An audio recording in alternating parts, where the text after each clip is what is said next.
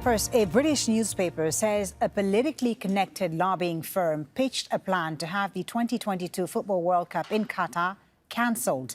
The Guardian reports that Lynton Crosby, an Australian political strategist who has long worked for the UK's Conservative Party, offered to get the tournament awarded to another country in return for $7 million. Project Ball, as it's known, focused on efforts to delegitimize the Qatari government and put pressure on FIFA to restart the World Cup bidding process. Crosby's lawyers deny any contracts were signed or actioned. Well, let's speak some more about this too. David Miller, who's the founder of Spinwatch, which is a UK-based group that carries out investigations. He's via Skype from Bristol. Thank you so much for being with us on Al Jazeera. You've seen these documents, I understand. Can I ask first how they came before you and why you think they were shown to you?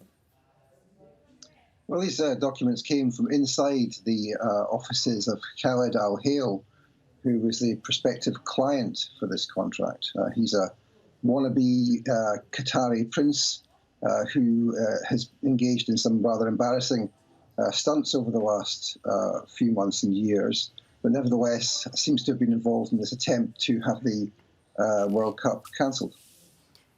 So how then do you view this proposed pitch, which would have sought, as you say, to delegitimize Qatar's rights to host the World Cup? What was the plan? Well, what they wanted to do was delegitimize the Qatari state, continue with the kind of propaganda which we've seen emanating from, for example, the United Arab Emirates, which suggests that Qatar supports terrorism, and indeed pushing lines which are really, in fact, deeply Islamophobic, the idea of targeting Qatar as being some kind of international outlaw. And this is a similar sort of strategy that we've seen in recent years. We published a report separately on this last year on the kind of campaigns which have meant that the Qatari government and people have been targeted by the UAE, indeed in concert with the Israel lobby, to try and suggest that Qatar is an outlaw. This client, tell us more a bit about him. Is he sponsored or co-opted by Qatar's regional rivals like the UAE?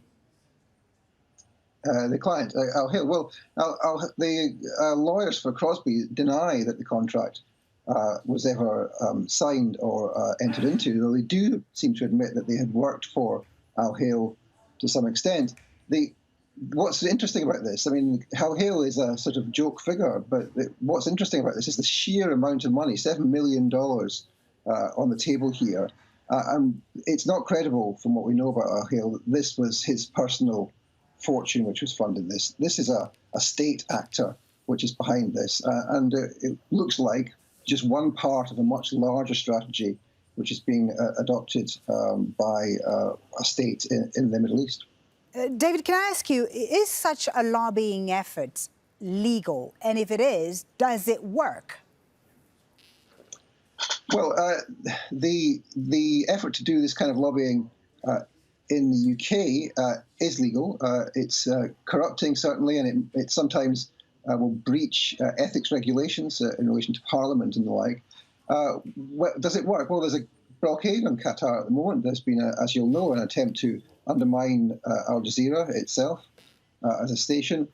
So yes, there is a sense in which some of it works, but it's about trying to coalesce different forces. The UAE, in this case, of trying to target Qatar, is working with others, with the Saudis and indeed with the Israelis, to try and pursue a particular line. And that means attacking, essentially, in the UK, Muslims who are active in public life. It means essentially pursuing an Islamophobic agenda, which is really very much in line with the kind of activities that Crosby himself has done in the past.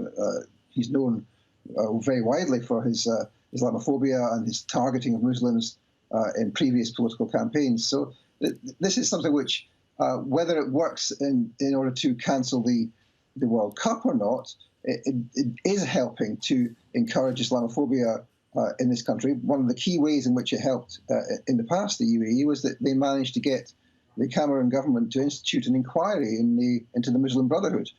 It was only the UAE who wanted that, and they threatened the UK government that they would withdraw oil and arms contracts if their demands weren't accepted. So while it may be legal in the strict sense, this is not the kind of activity you would expect from international diplomatic relations. Very interesting to talk to you about this. Thank you so much for speaking to us. David Miller from Spinwatch joining us there from Bristol. Thank you for your time. Cheers.